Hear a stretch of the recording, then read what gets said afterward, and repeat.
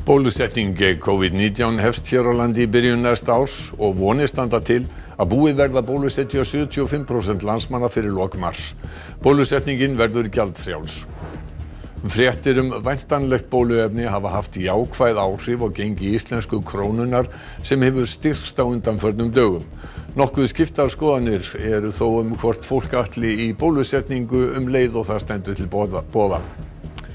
4 hafa fundist látnir eftir að gríðarleg sprenging varð í efnatanki nærri Bristol í Bretlandi í dag. Sjónarvottar segja að sprengingin hafi verið mjög öflug og hús í nágrenninu hafi skolfið. Kona sem grunuð var að hafa haldið syni sínum innilokuðum í Svíþjóð í nærri 3 áratugi hefur verið hreinsuð af ásökunum.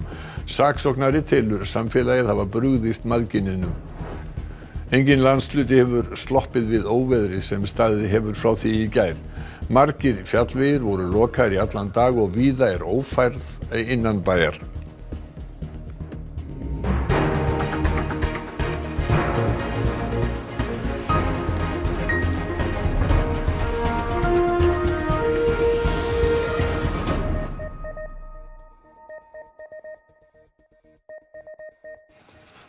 Gott kvöld.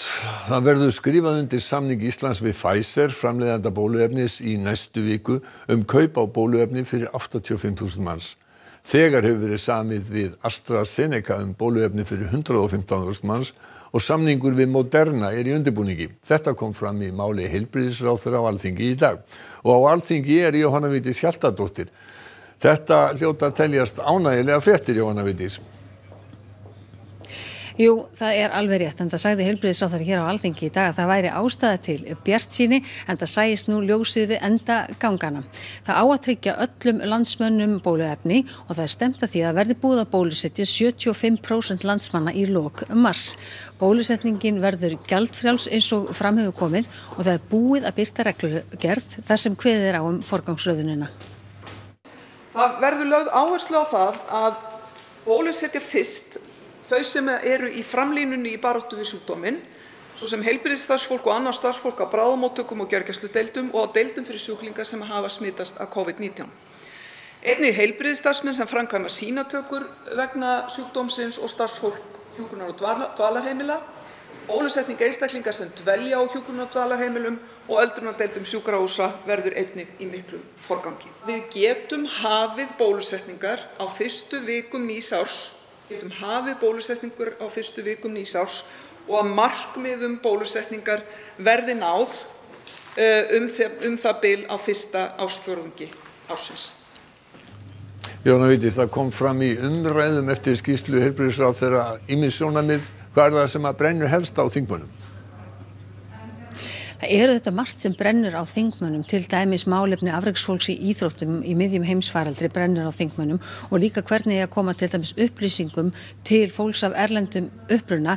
Það kom eins og fram í máli heilbrigðisráðherra hér á Alþingi í dag að það verið að undirbúa kynningarefni fyrir almenning og hvert fyrirkomulagið á þessum bólusetningum verðum og þessum upplýsingum verður þá öllum komið til skila til fólks almennt.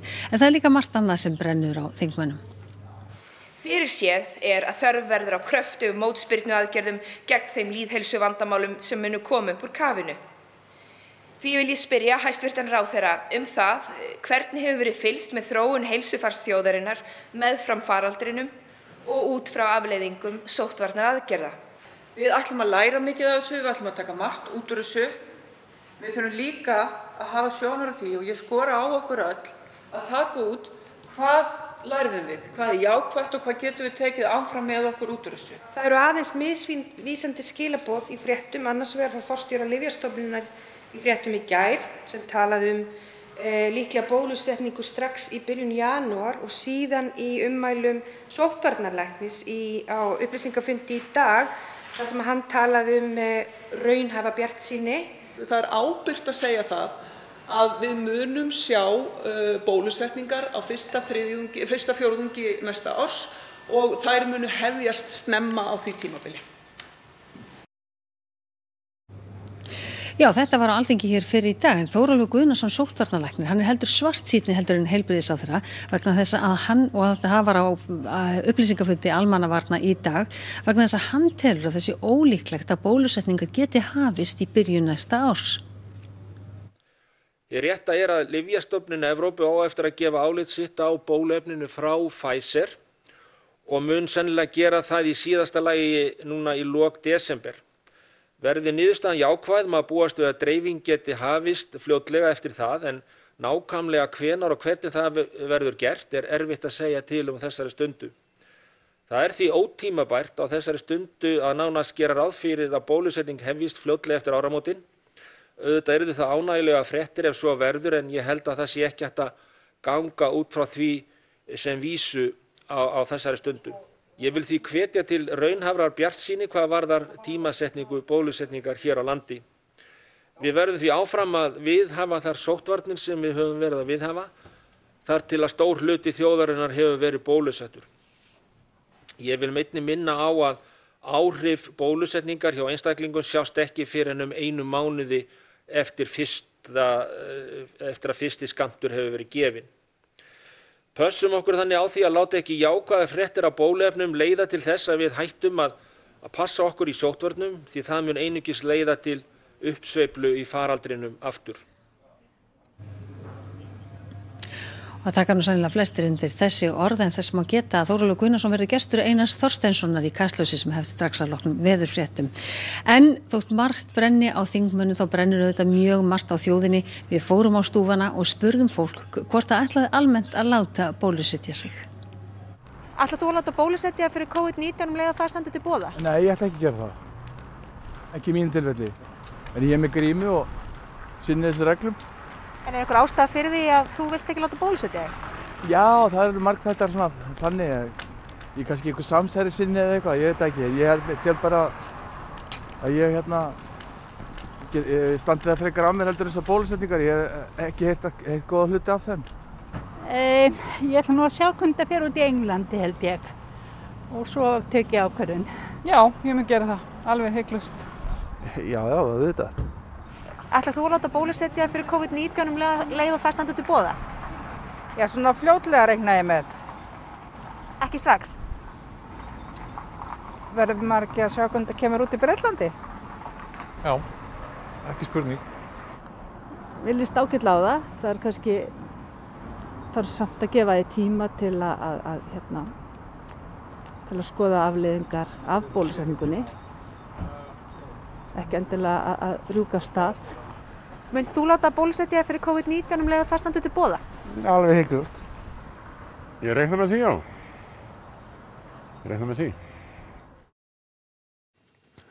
Gengi krónunnar hefur styrkst alltaf 10% gagnvart helstu gjaldmiðlum á síðustu dögum og vikum.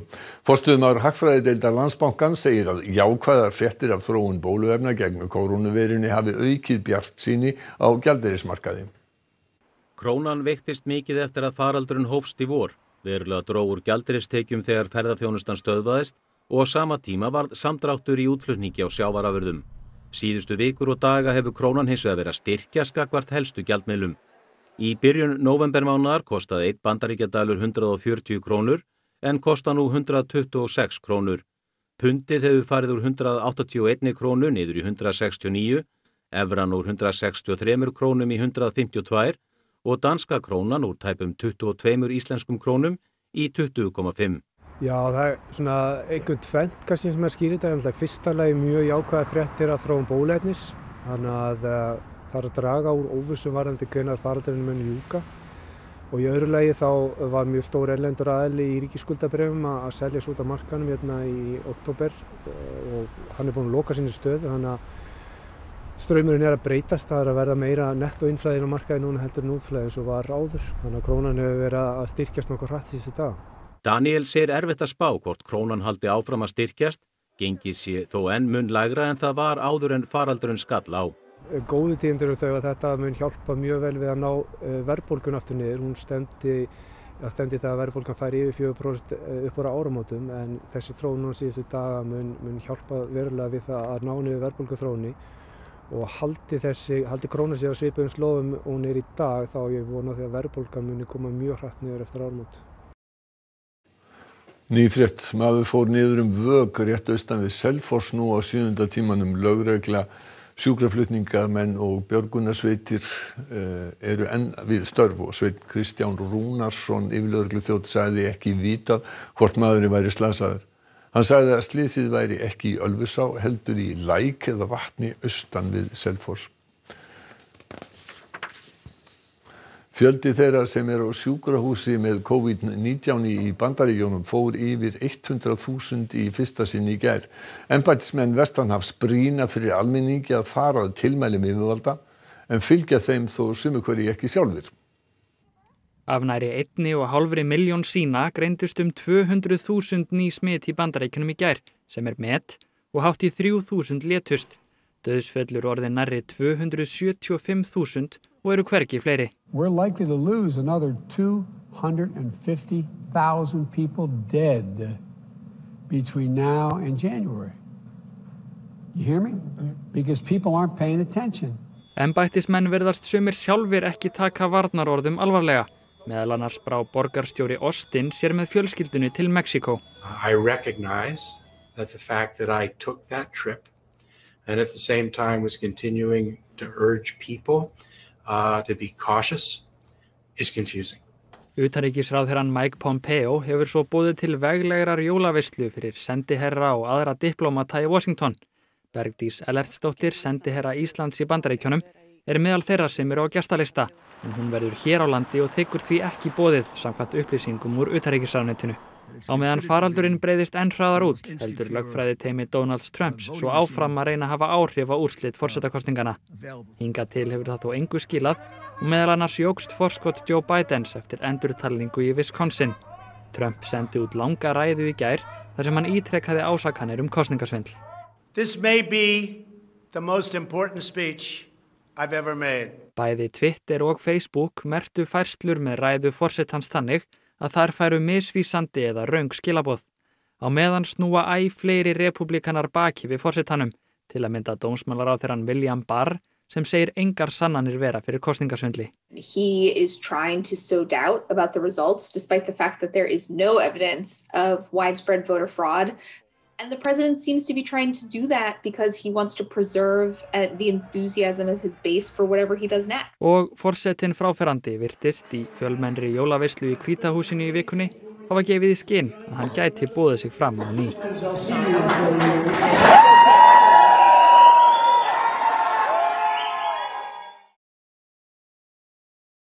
Vakta þurfti hafnir á Norðurlandi í nótt og vindhviður á Suðausturlandi hafa farið yfir 40 metra á sekúndu í norðanáhlaupinu sem verið hefur á landinu frá því í gær. Vonskuveður eru mest allt land og mikil óferð.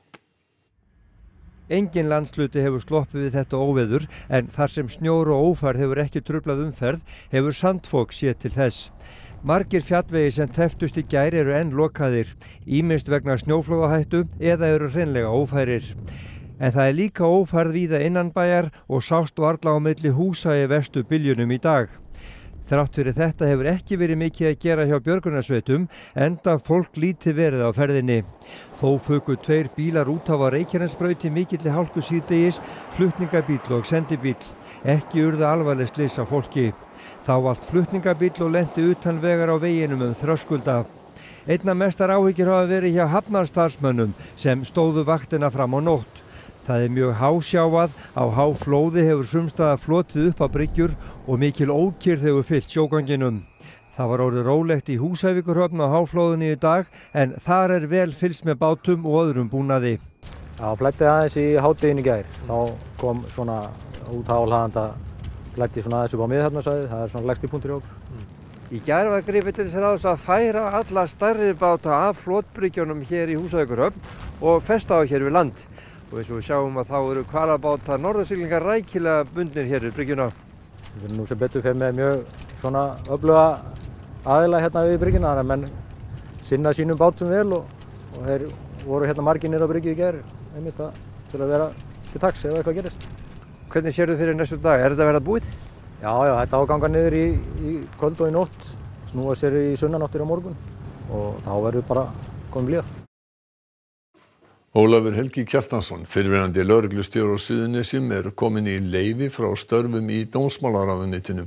Ástæðan rannsókn héraðssaksóknara á meintu broti á þagnarskyldu hjá embætti lögreglustjórans á Suðurnesjum fyrr á árinu, auk annarra mögulegra brota. Samkvæmt heimildum fréttastofu hefur Ólafur Helgi stöðu sakbornings. 2 starfsmenn embættisins, saksóknari og skjalastjóri, eru líka í leyfi.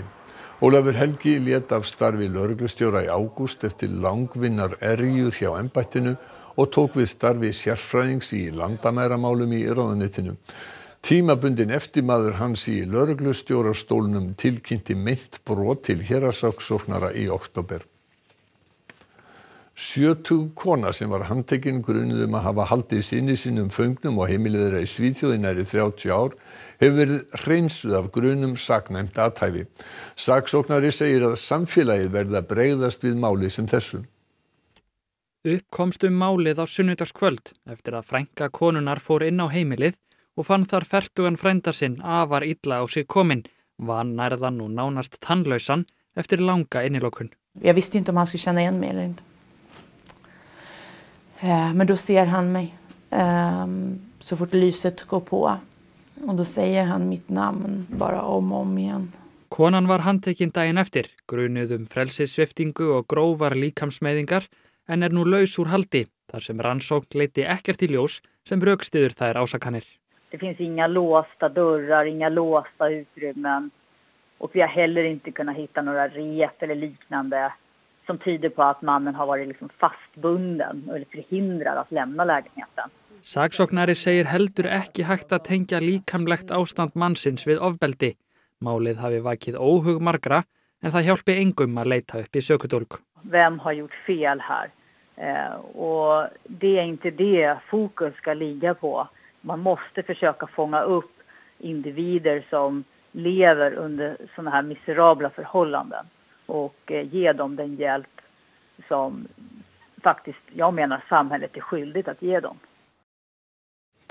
Að minnsta kosti 4 eru látnir eftir að mikil sprenging varð í efnatanki við vatnshreinsinstöð í Avonmouth nærri Bristol á Englandi í dag.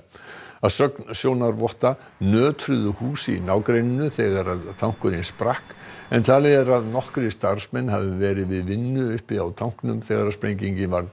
Hart var brugðist við og að minnsta kosti 10 sjúkrabílar voru sendir á vettvang ásamt lögreglu og slökkviliði auk þess sem að leitað var að eftirlifendum úr lofti. Boris Johnson, forsætisráðherra Bretlands, vottaði aðstandendum þeirra sem létust samúð sína. Lögreglan hefur boðað ítarlega rannsókn á sprengingunni. Sífellt fleiri leita til lögfræðinga vegna fasteignagalla, ekki síst í nýbyggingum. Sérfræðingar segja þörf á betri hönnun og harðara eftirliti með verktökum. Allt land standa byggingakranar og í hverfi verða til með ótrúlegu hraði. Kaupendur fasteigna eru þó ekki alltaf ánægðir þegar kemur að afhendingu þeirra. Hjónin Hildur og Ágúst hafa ekki enn geta gengið sómasamlega frá heimili sínu í Kópavogi 2 árum eftir að þau fluttu inn. Við erum strax vör við ákveðna galla og síðan eftir því sem við fórum að vinna meira í húsinu að þá kom meira og meira í ljós. Þau eru ekki ein, en úrræðin eru fá og ekki auðvelt að sýna fram á hver ber ábyrgð á meintum göllum. Menn eru að reyna að gera hlutina ódýrar og sjálfsagt hraðar og mörgum tilfellum kannski vanda minna til þeirra. Guðni telur ástæðu til að gera ákveðnari kröfur til hönnuða bygginga, en þá þurfi menntakerfið að kenna réttu fræðin. Nei, þetta er auðvitað ekki til dæmis almennt kennt fyrir arkitekta og lítið í verkfræðinni. Ég held að það þurfi vera þannig að við aukum úttektir á raunverulegum byggingum og það sé að raunverulegar þvingunaraðgerðir og sektir því í öllum þeim bransa sem að hvílir á peningamálum, það voru peningarnir sem svíður undan. Fjallað verður fasteignagalla og úrræðaleysi fasteignakaupenda í Kveik í kvöld klukkan 7:05. Óhreinsuð kamínurör geta reynst skaðræði og því fengu íbúar í húsi á Egilsstöðum að kynnast í dag. Rörið stíflaðist og ofhitnaði þannig að húsið fylltist af reyk. Slökkvilið frá brunavörnum á Austurlandi var fljótt á staðinn. Íbúarnir voru nýbúnir að ræða hvort hreinsa þyrfti rörið. Slökkvilistjóri segir að læra megi af þessu óhappi. Það sem gerðist var að kamínurörið sem liggur hér úr kamínunni inn í stofu, það er stíplað. Þannig að það fór að hitna í rörið inni og fór að sóta inn. Við erum svona að vinna í því að hreinsa kamínurörið og reykræsta húsið. Það er eftir svolítið vinna í reykræstingu og þrifum inni. Já, örugglega má læra helling á þessu. Það er til dæmis það þarf að huga vel að þessum rörum áður en að fólk kveikir upp og vera viss um það að þau séu hrein og þau ræsti vel. Elgir, birnir og dádýr eru meðal þeirra villtu dýra sem ganga reglulega yfir brúeina í Utah í Bandaríkjunum. Brúin var byggð yfir fjölfarinn þjóðveg austan við borgina Salt Lake City fyrir 2 árum. Þar hafði oftsinnis verið keyrt á villt dýr og slys hlotist af. Að sögn yfirvalda bjuggustu ekki við að það tæki svona stuttan tíma að venja dýrin við að ganga yfir brúna, en hún virðist þegar vera nýtt á öllum tímum sólarhringsins.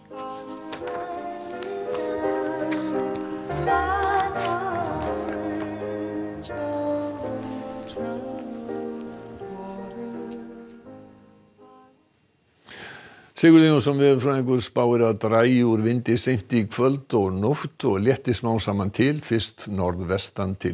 Norðlæg átt víða kaldi eða stinningskaldi á morgun, éljagangur fyrir norðan og austan, en annars þurrt og bjart. Frost á bilinu 2 til 12 stig, mildast við suðausturströndina. Sigurður flytur ítarlega spá á venjulegum stað að loknum íþróttafréttum sem Þorkell Gunnar Sigurbjörnsson sér í kvöld. Afreksíþróttafólk sem undirbýr sig fyrir alþjóðlega keppni getur nú fengið undanþágu til æfinga. Við ræddum við forseta ISÍ. Evrópumót kvenna í handbolta hófst í Danmörku í dag. Og Lars Lagerbäck er hættur sem landsliðsþjálfari Noregs í fótbolta. Óvíst er þó hvort hann komi til greina í landsliðsþjálfara starfið hjá Íslandi á ný. Þetta og fleira í íþróttum eftir fréttir. En fyrst helstu atriði fréttanna.